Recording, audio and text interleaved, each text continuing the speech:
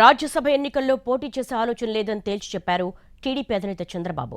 తన నివాసంలో యనమల, నిమ్మల, అనగాని, గొట్టిపాటి రవికుమార్తో భేటీ అయ్యారు. రా కదలిరా సభలు లోకేష్ శంఖారావంపై చర్చించారు. రాజ్యసభ ఎన్నికల్లో పోటీపై చంద్రబాబు దగ్గర కొందరు నేతలు ప్రస్తావించగా పోటీ చేసే ఆలోచన ఏదీ లేదన్నారు బాబు. అసెంబ్లీ ఎన్నికలకు సమయం దగ్గర పడుతోందని, పూర్తిగా ఎలక్షన్ మూడ్లోకి రావాలని సూచించారు. వైసీపీ నుంచి కొందరు ఎంపీలు, ఎమ్మెల్యేలు చేరిక అంశంపైన చర్చించారు. వైసీపీ నుంచి వచ్చిన అందరినీ తీసుకోలేమని, అన్ని ఆలోచించే నిర్ణయాలు ఉంటాయన్నారు చంద్రబాబు. పొత్తులు, కొత్త చేరికల వల్ల పార్టీలు ఎప్పటినుంచో కష్టపడిన నేతల రాజకీయ భవిష్యత్తుకు నష్టం జరగదని వివరించారు బాబు.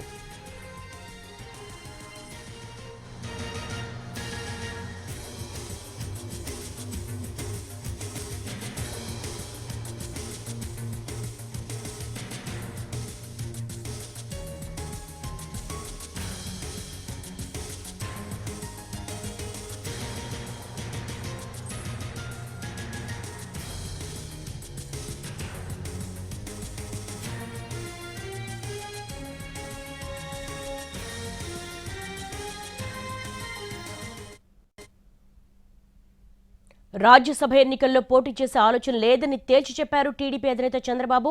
ఇదే అంశానికి సంబంధించి లేటెస్ట్ డెవలప్మెంట్స్ మా ప్రతినిధి పిఎంఆర్ చంద్రశేఖర్ రెడ్డి తెలుసుకుందాం.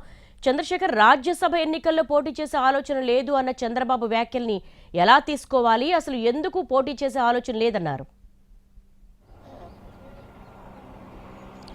అంటే ఎన్నికలకు ముందు, అంటే ప్రధానంగా చూసుకుంటా ఉంటే దేవి, ఎన్నికలు మరికొన్ని రోజుల్లో జరగబోతున్నాయి. సో ఎన్నికలకు సంబంధించిన కసరత్తు ఒకవైపు జరుగుతుంది. ఒకవైపు జనసేనకు సంబంధించిన సీట్లతోనూ, అలాగే బీజేపీకి సంబంధించిన వ్యవహారంతో పొత్తుల్లో భాగంగా సీట్ల సర్దుబాటు చేసుకోవాల్సిన పరిస్థితి ఉంటుంది. ఇంకొక వైపు అభ్యర్థుల ఖరారు మీద కూడా పూర్తి స్థాయిలో కాన్సన్ట్రేషన్ పెట్టాల్సిన పరిస్థితి ఉంటుంది. అయితే ఇప్పుడు ప్రస్తుతం తెలుగుదేశం పార్టీ రాజ్యసభ ఎన్నికల్లో పోటీ చేయాలంటే ఖచ్చితంగా 25 నుంచి 26 మంది, అంటే 26 మంది ఎమ్మెల్యేలను, అధికార పార్టీకి సంబంధించిన ఎమ్మెల్యేలను తీసుకురావాల్సి ఉంటుంది. వాళ్ళ మద్దతు చేపట్టాల్సిన అవసరం ఉంటుంది. సో ఈ నేపథ్యంలో మొత్తం 26 మంది ఎమ్మెల్యేలు అంటే అది మామూలు విషయం కాదు. గతంలో ఎమ్మెల్సీ ఎన్నికల సందర్భంగా 4 ఎమ్మెల్యేలు తెలుగుదేశం పార్టీకి అండగా ఉంటే, తెలుగుదేశం పార్టీకి సపోర్ట్ చేస్తే ఒక ఎమ్మెల్సీ స్థానాన్ని గెలుచుకున్న పరిస్థితి ఉంది. కానీ ఇప్పుడు అట్లా ఆ విధంగా కాదు. ఏకంగా 25 నుంచి 26 మంది ఎమ్మెల్యేల సపోర్ట్ అవసరం ఉంటున్న పరిస్థితులు కనిపిస్తున్న ఈ నేపథ్యంలో ఎన్నికలకు ముందు ఈ స్థాయిలో కసరత్తు చేయాలంటే సుదీర్ఘంగా పూర్తి స్థాయిలో ఫోకస్ పెట్టాల్సిన అవసరం ఉంటుంది. ఎక్కువ సమయాన్ని కూడా వెచ్చించాల్సిన పరిస్థితి ఉంటుంది. సో ప్రస్తుతం ఇప్పుడు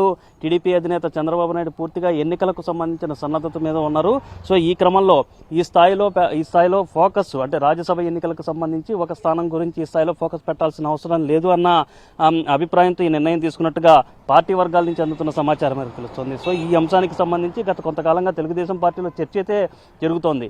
తెలుగుదేశం పార్టీతో వైసీపీ అసంతృప్త ఎమ్మెల్యేలు టచ్లో ఉన్నారు. దాదాపు 50 మంది వరకు టచ్లో ఉన్నారన్న ప్రచారం జరుగుతున్నప్పటికీ ఒకవేళ వాళ్ళతో టచ్లోకి వెళ్ళిన వాళ్ళతో కనుక టచ్లోకి వెళ్తే వాళ్ళ కోరికలను తీర్చాల్సిన పరిస్థితి ఉంటుంది. అలాగే వాళ్ళు అడిగిన సీట్లను కూడా కట్టబెట్టాల్సిన పరిస్థితి ఉంటుంది. సో ఇప్పుడున్న పరిస్థితుల్లో తెలుగుదేశం పార్టీ ఈ రాజ్యసభ స్థానం కోసం వైసీపీకి సంబంధించిన ఎమ్మెల్యేలతో, అసంతృప్త ఎమ్మెల్యేలతో బేరసారాలు సాగించి వాళ్లకు సీట్లు కట్టబెట్టే పరిస్థితి ఉంటే కనుక అసలుకే మోసం వచ్చే వ్యవహారం కూడా ఉండే సూచనలు చాలా స్పష్టంగా కనిపిస్తున్నాయి. సో ఈ నేపథ్యంలో తెలుగుదేశం పార్టీ అంటే పోటీ చేయకుండా ఉంటేనే బాగుంటుందన్న అభిప్రాయానికి టీడీపీ అధినాయకత్వం వచ్చినట్టుగా తెలుస్తుంది. సో దాంట్లో భాగంగా ఇవాళ పార్టీకి సంబంధించిన కొంతమంది సీనియర్ నేతలతో చంద్రబాబు నాయుడు భేటీ అయ్యారు. ఈ భేటీలో ఈ విషయాన్ని చాలా స్పష్టంగా చంద్రబాబు నాయుడు పార్టీ నేతలకు చెప్పినట్లుగా మనకి పార్టీ వర్గాల నుంచి అందుతున్న సమాచారం మేరకు చరిత్రలో రాజ్యసభలో ప్రాతినిధ్యం లేని సమస్య లేదు. కానీ మొట్టమొదటిసారిగా రాజ్యసభ ఎన్నికల్లో పోటీ చేసే ఆలోచనే లేదని స్వయంగా టీడీపీ అధినేత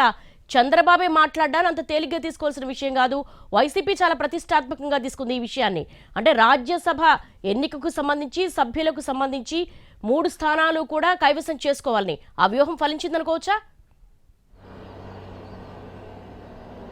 ఖచ్చితంగా. అంటే తెలుగుదేశం పార్టీకి వాస్తవానికి చూసుకుంటా ఉంటే తెలుగుదేశం పార్టీకి ఉన్న సంఖ్యాబలం ప్రకారం అయితే ఈ ఎన్నికల్లో తెలుగుదేశం పార్టీకి పోటీ చేసే అవకాశాలు దాదాపు లేవని చెప్పచ్చు. దాదాపు కాదు, అసలు సంఖ్యాబలం ప్రకారం అయితే లేవు. మొత్తం తెలుగుదేశం పార్టీకి 23 మంది సభ్యులు ఉంటే వాళ్ళలో 4 వైసీపీకి జంప్ అయ్యారు. మరొక వైపు వైసీపీ నుంచి 4 ఎమ్మెల్యేలు తెలుగుదేశం పార్టీకి వచ్చిన పరిస్థితి కనిపిస్తుంది. సో ఈ నేపథ్యంలో ఆ 23 మంది అలాగే కొనసాగుతున్న పరిస్థితి కనిపిస్తున్నా కానీ ఇంకా అదనంగా 26 మంది ఎమ్మెల్యేలు అవసరం పడే సూచనలు చాలా స్పష్టంగా కనిపిస్తున్నాయి. సో ఈ నేపథ్యంలో మీరు చెప్తున్నట్లుగానే రాజ్యసభ 41 ఏళ్ల తెలుగుదేశం పార్టీ ప్రస్థానంలో తెలుగుదేశం పార్టీ ప్రాతినిధ్యం లేకుండా తెలుగుదేశం పార్టీకి రాజ్యసభలో ప్రాతినిధ్యం లేకుండా ఉండడం అనేది ఇదే తొలిసారిగా కనిపిస్తుంది. సో గతంలో పార్టీ ఆవిర్భావం సమయంలో తొలి 5 ఏళ్లలో ఎక్కువ మంది రాజ్యసభ సభ్యుల్ని అక్కడ 1984 నుంచి 89 ఈ మధ్యకాలంలో దాదాపు 15 మంది రాజ్యసభ సభ్యుల్ని రాజ్యసభకు పంపించిన ఎంపీలని రాజ్యసభకు పంపించిన చరిత్ర తెలుగుదేశం పార్టీకి ఉంది. సో ఈ నేపథ్యంలో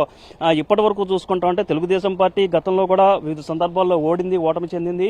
కానీ రాజ్యసభలో తెలుగుదేశం పార్టీకి ప్రాతినిధ్యం లేకుండా ఉండడం అనేది ఇదే తొలిసారి. ఈసారి సభ్యుల సంఖ్య చాలా తక్కువగా ఉంది. కేవలం 23 మంది మాత్రమే తెలుగుదేశం పార్టీ తరఫున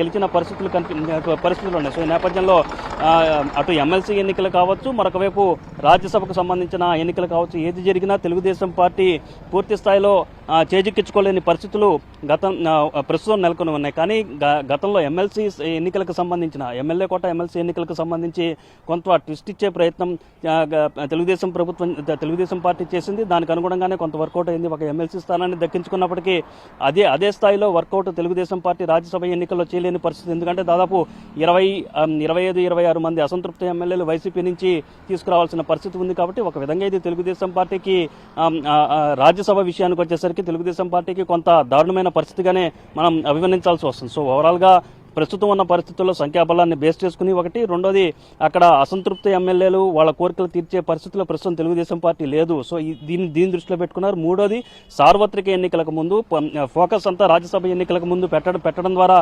సార్వత్రిక ఎన్నికల్లో గెలవాలనే లక్ష్యం దెబ్బతింటుందన్న భావనతో కూడా తెలుగుదేశం పార్టీ నిర్ణయం తీసుకున్నట్లుగా మనకి పార్టీ వర్గాల నుంచి అందుతున్న సమాచారం మనకు తెలుస్తోంది.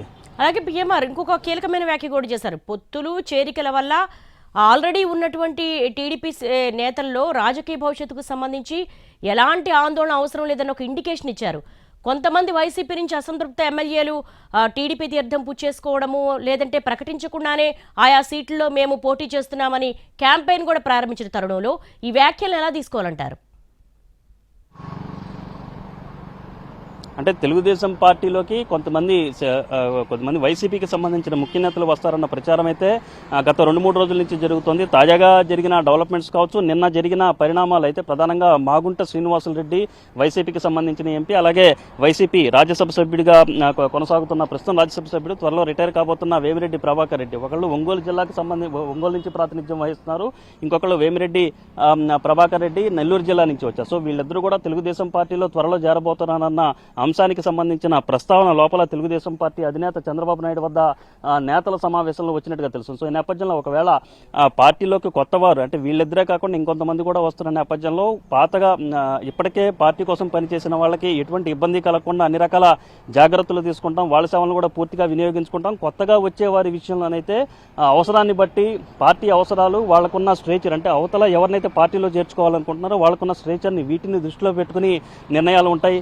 అందరూ కూడా అక్కడ అసంతృప్తితో ఉండి ఇక్కడికి వచ్చే ప్రతి ఒక్కరిని తీసుకునే ప్రసక్తే ఉండదు. అక్కడ వైసీపీలో కొంత బద్నామయ్యి లేకపోతే వైసీపీలో అధికార పార్టీలో ఉండగా తెలుగుదేశం పార్టీ ఎవరినైతే విమర్శించిందో, పెద్ద ఎత్తున ఎవరినైతే విమర్శించిందో వాళ్ళని తీసుకోకూడదనే అభిప్రాయానికి ప్రస్తుతం తెలుగుదేశం పార్టీ ఉన్న పరిస్థితి కనిపిస్తుంది. అంటే పూర్తి స్థాయిలో పెద్ద ఎత్తున విమర్శలు ఎవరి మీద అయితే ఎక్కువ పెట్టిందో అటువంటి వారిని తీసుకోకూడదన్న లైన్కి కట్టుబడి ఉంటామని చెప్పడంతో పాటుగా కొత్తగా ఎవరైనా అధికార పార్టీ నుంచి తెలుగుదేశం పార్టీలోకి వస్తే సో వచ్చిన వాళ్ళని అకామిడేట్ చేసే ప్రక్రియలో జరుగుతున్న సందర్భంలో పాత వారికి ఎటువంటి ఇబ్బంది కలగకుండా కూడా జాగ్రత్తలు తీసుకుంటాం. దానికి సంబంధించిన ప్లాన్ కూడా వర్కౌట్ చేస్తున్నామన్న సూచనలు అయితే వర్కౌట్ చేస్తున్నామన్న అభిప్రాయాన్ని టీడీపీ అధినేత చంద్రబాబు నేతల వద్ద ప్రస్తావించినట్లుగా మనకి అందుతున్న సమాచారం మేరకు తెలుస్తోంది. సో ఈ నేపథ్యంలో మరిన్ని చేరికలు త్వరలో ఉండబోతున్నాయన్న సంకేతాలు టీడీపీ అధినాయకత్వం వైపు నుంచి వచ్చాయని చెప్పి మనం చెప్పొచ్చు. దేవి, అలాగే పిఎంఆర్ బ్రీఫ్ గా చెప్పండి, కంక్లూడ్ చేసే ముందు కొంతమంది సీనియర్స్ యనమల నిమ్మల లాంటి వాళ్ళతో